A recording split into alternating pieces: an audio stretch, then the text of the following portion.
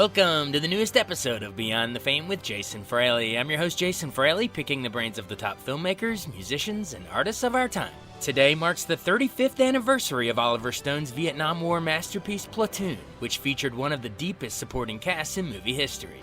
I spoke with co-star Keith David when he was promoting TV's Greenleaf in 2019, the latest in a prolific career from Armageddon to There's Something About Mary. Thanks so much for taking the time to join us. I appreciate it. Greenleaf is back for season 4 here on the OWN network.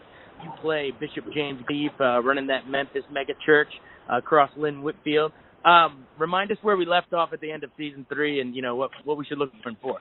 Well, we left in season 3 with Harmony and Hope trying to take over the church and us vowing to get it back.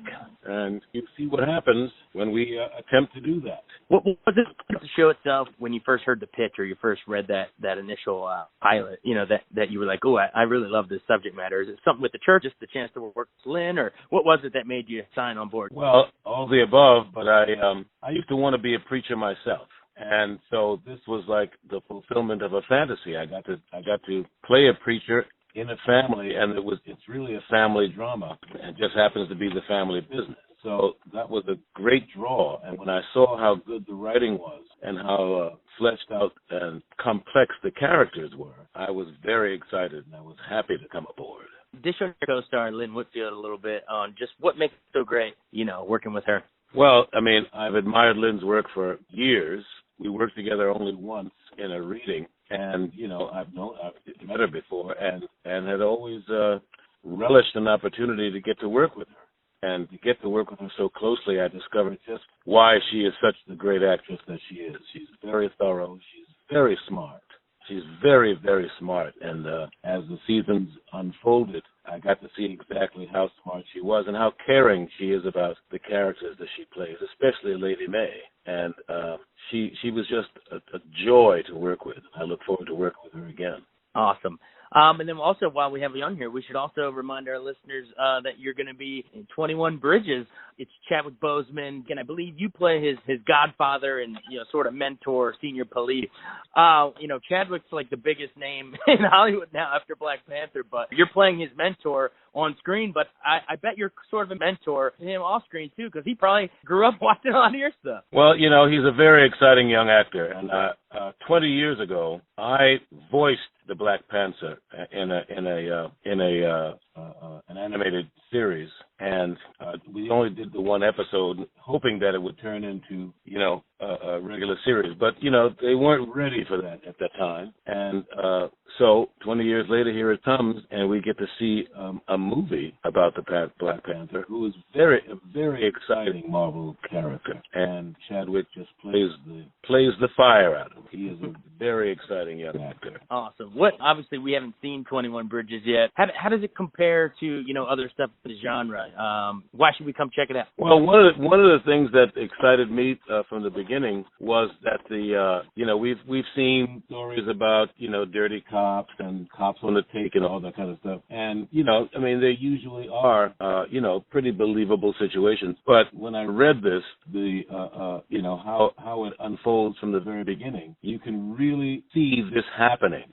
It's like this could be taken out of a True Files episode. You can imagine seeing this on 48 Hours or something like that. So that was very exciting. And J.K. Simmons is also in it, and I've always loved his work. And I think you'll really enjoy how everything, how smart Chadwick's character is, and how dedicated he is. And you see a man in law enforcement with some integrity. That's another beautiful thing to see in these days. Absolutely. Well, I can't wait to see that. We've seen you in so much over the years. I think the very first thing, that I remember seeing you in was Platoon in '86, Oliver Stone. And man, you look down that cast and so many of you guys became stars. You had Charlie Sheen, Willem Dafoe, Tom Berenger, Forrest Whitaker, Johnny Depp. Did you guys, looking around that cast, just take me into that, that ensemble of, you guys are singing, what is it, The Tracks of My Tears, with Smoking Weed and everything. There's like a camaraderie between all of you guys guys. Speak a little just sort of that bond you guys had as actors. Well, we got 2 weeks to rehearse and live like a rifle platoon. And in those 2 weeks, we never called each other by our actual names. We called each other by our character name. And we really got to, live that reality. In fact, Captain Dye said at the end of those 2 weeks, we were really beginning to look like and behave like a real rifle platoon. And I discovered that, being a strong link in a great chain could be a great experience. The Vietnam War was a very controversial war in our country's history, and nobody wanted to be there. But we got to have some understanding of what it was like to actually be there. And you're right, there was a wonderful, wonderful ensemble of men. And I think that the subsequent careers that everybody has enjoyed since then was well-earned and well-deserved.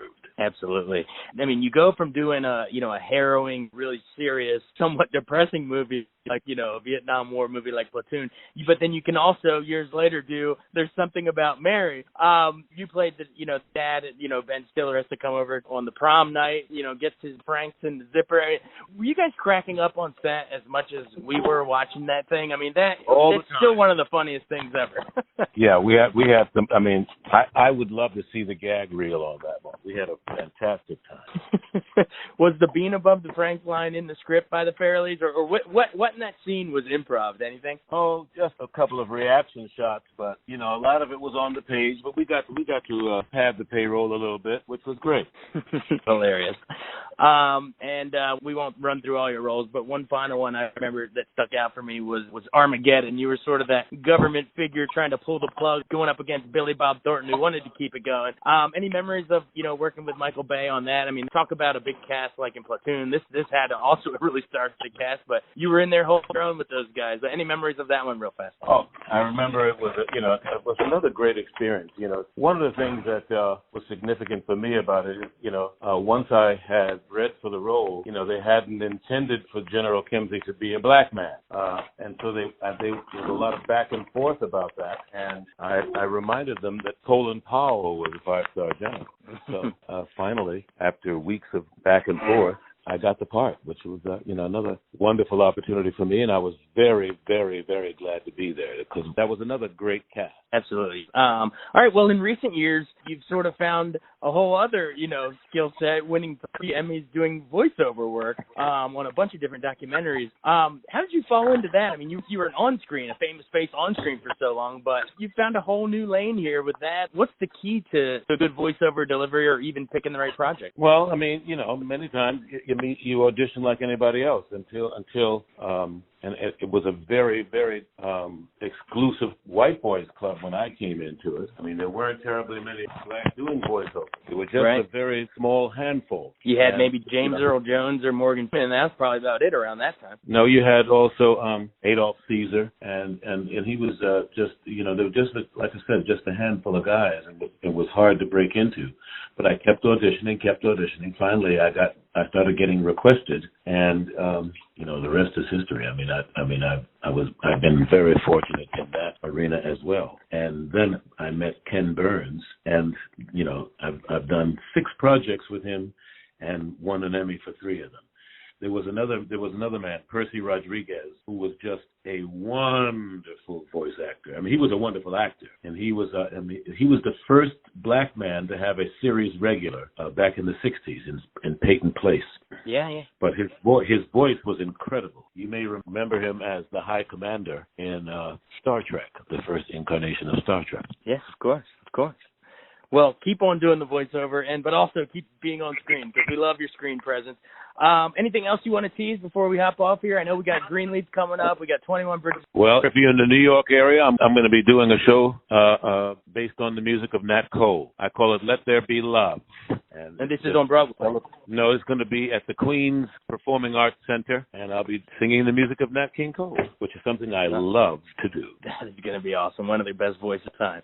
Thanks for that teaser. All right, everybody check that out. Nat King Cole, Greenleaf, 21 Bridges, tons of stuff to catch up with Keith David. So thanks so much for taking the time. We appreciate it. I appreciate you, man.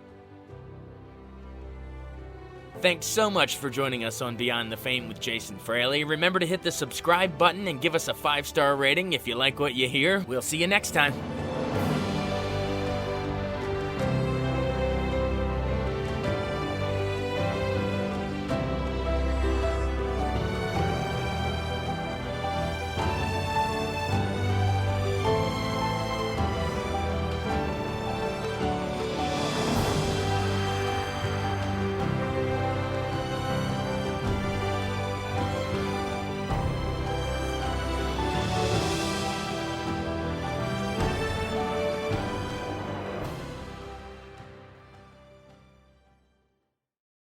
I wanted to take a second to tell you about an app I really enjoy. Living in the DC area is great, and Podcast DC gathers all of the local shows that I like all in one local app. Health, sports, local news, politics, and so much more. Podcast DC is the new local app with hundreds of DC area podcasts to choose from. I can earn exciting rewards just for listening and share the podcasts I love instantly. Available in the App Store or in Google Play, listen local with Podcast DC.